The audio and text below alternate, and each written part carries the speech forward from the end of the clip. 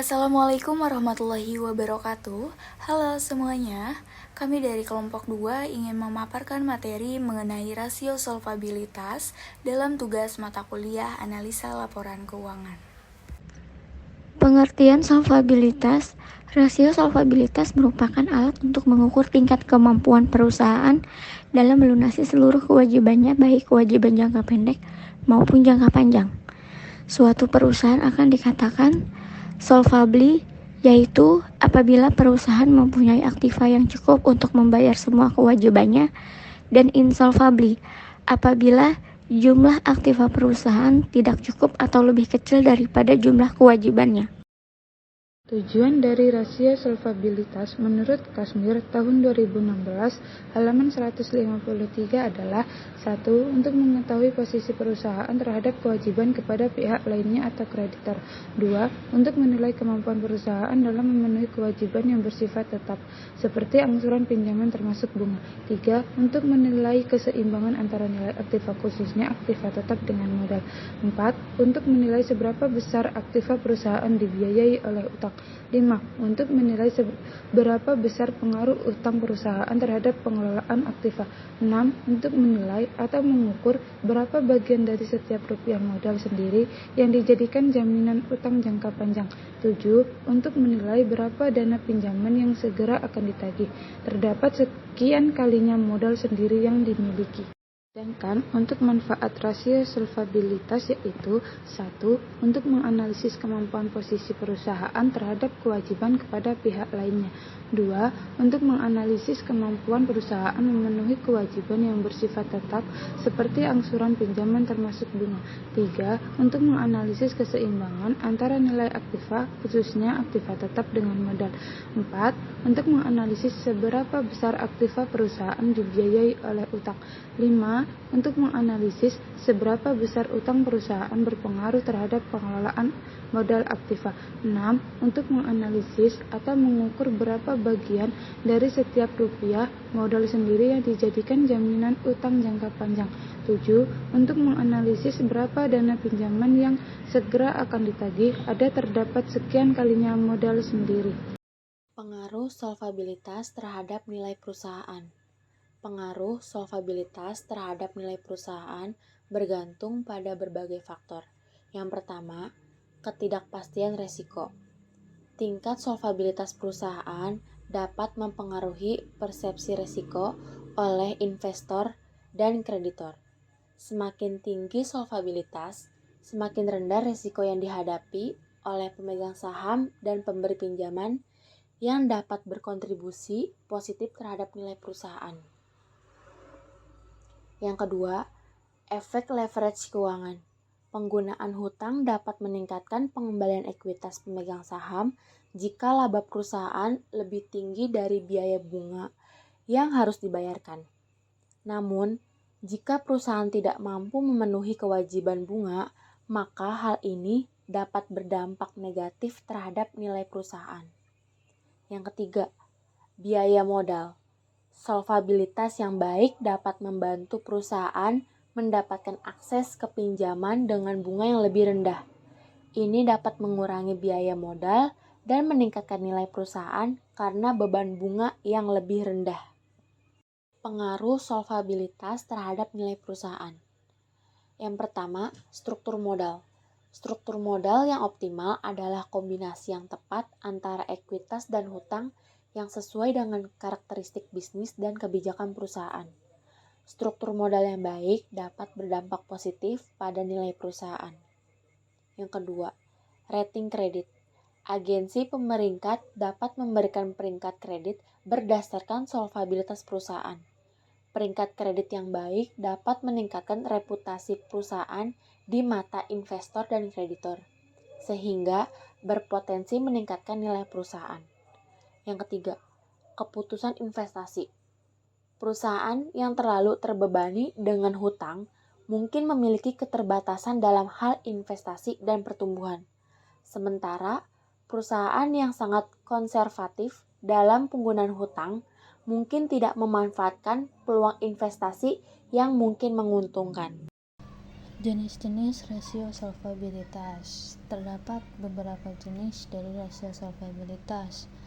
Di antaranya, yang pertama ada debt to asset ratio atau indikator keuangan yang digunakan untuk mengukur sejauh mana suatu perusahaan menggunakan utang dalam membiayai asetnya. Dengan rumus ada total liabilitas atau kewajiban dibagi dengan total aset. Nah, selanjutnya ada rasio debt to equity ratio atau DER dengan arti jumlah kewajiban dengan total modal operasional bisnis atau yang disebut juga sebagai ekuitas. Dengan rumusnya total liabilitas dibagi total equity. Selanjutnya ada long term debt to equity ratio. Rasio yang digunakan untuk mengukur besarnya proporsi utang jangka panjang terhadap modal. Dengan rumus utang jangka panjang dibagi dengan total modal. Yang selanjutnya ada time interest earn ratio, yaitu rasio kelipatan bunga yang dihasilkan menunjukkan sejauh mana atau berapa kali kemampuan perusahaan dalam membayar bunga. Rumusnya ada laba sebelum bunga dan pajak dibagi dengan beban bunga. Yang terakhir ada operating income to liabilities ratio, yaitu rasio yang menunjukkan sejauh mana atau berapa kali kemampuan perusahaan dalam melunasi seluruh kewajiban, yaitu rumusnya dengan laba operasional dibagi dengan kewajiban. Contoh perhitungan rasio solvabilitas. Contoh yang pertama, rasio utang terhadap aset atau debt to asset ratio, DAR. PT Gunung Mas pada kuartal 2 tahun 2017 tercatat total asetnya 8,5 triliun, sedangkan total liabilitas perusahaan tersebut sebesar 7,4 triliun. Berapakah DAR pada PT Gunung Mas kuartal 2 di tahun 2017?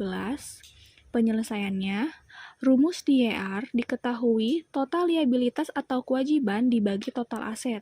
Maka, DAR 7,2 triliun dibagi 8,5 triliun sama dengan 0,847 kali, atau 84,7%. Artinya, 84,7% aset perusahaan dibiayai oleh hutang, dan sisanya sebanyak 15,3% dibiayai oleh modal. Sehingga rasio utang dari perusahaan ini bisa dikatakan kurang aman, karena semakin tinggi liabilitas suatu perusahaan, maka semakin tinggi juga resiko yang dimiliki perusahaan tersebut. Yang kedua, ada rasio utang terhadap modal atau debt to equity ratio, DER. Berdasarkan laporan keuangan kuartal 2 per 30 September 2020, perusahaan ABC memiliki kewajiban atau liability sebesar 2.642.870 dan ekuitas sebesar 1.563.710. Kemudian, berapakah debt equity ratio DER dari perusahaan tersebut? Penyelesaian. Rumusnya diketahui total liabilitas dibagi total equity sama dengan 2.642.870 dibagi 1.563.710 sama dengan 1,69 kali. Maka, rasio utang dari perusahaan ABC adalah sebesar 1,69 kali. Rasio utang pada perusahaan ini masih tergolong kategori aman karena tidak melebihi 2 kali atau 200%. Yang ketiga, ada rasio utang jangka panjang terhadap modal atau long term debt to equity ratio. PT ABC mempunyai utang jangka panjang seharga 100 juta, sedangkan total modal yang dimiliki oleh PT ABC adalah sebesar 560 juta. Berapa long term debt to equity dari PT ABC? Penyelesaiannya, diketahui rumusnya yaitu kewajiban jangka panjang dibagi total ekuitas, yaitu 100 juta dibagi 560 juta sama dengan 0,18 atau 18%. Hasil yang diperoleh dari perhitungan di atas menggambarkan bahwa PT ABC menjaminkan setiap 0,18 rupiah modal yang dimilikinya untuk melakukan kegiatan pinjaman jangka panjang. Nominal utangnya hanya sekitar 18% dari total modal yang sudah dimiliki. Nilai ini masih tergolong kecil sehingga resiko kerugiannya pun kecil. Contoh keempat yaitu rasio kelipatan bunga yang dihasilkan atau time interest earn ratio. Sebuah perusahaan manufaktur mengajukan pinjaman baru dari Bank Dunia untuk membeli mesin produksi. Sebelum memutuskan apakah akan memberikan pinjaman baru, bank meminta laporan keuangannya untuk menghitung rasio pendapatan bunga waktu.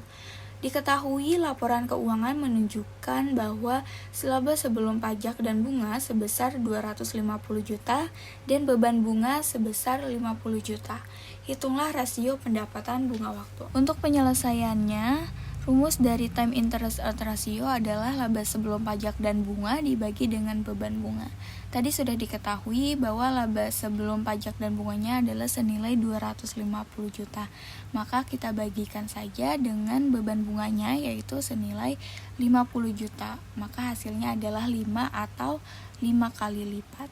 Artinya di sini bahwa pendapatan atau laba operasi perusahaan manufaktur adalah 5 kali lipat dari beban bunga tahunannya. Jadi nanti ketika bank memberikan pinjaman, perusahaan manufaktur tersebut mampu dalam membayar biaya bunga tambahan ke depannya.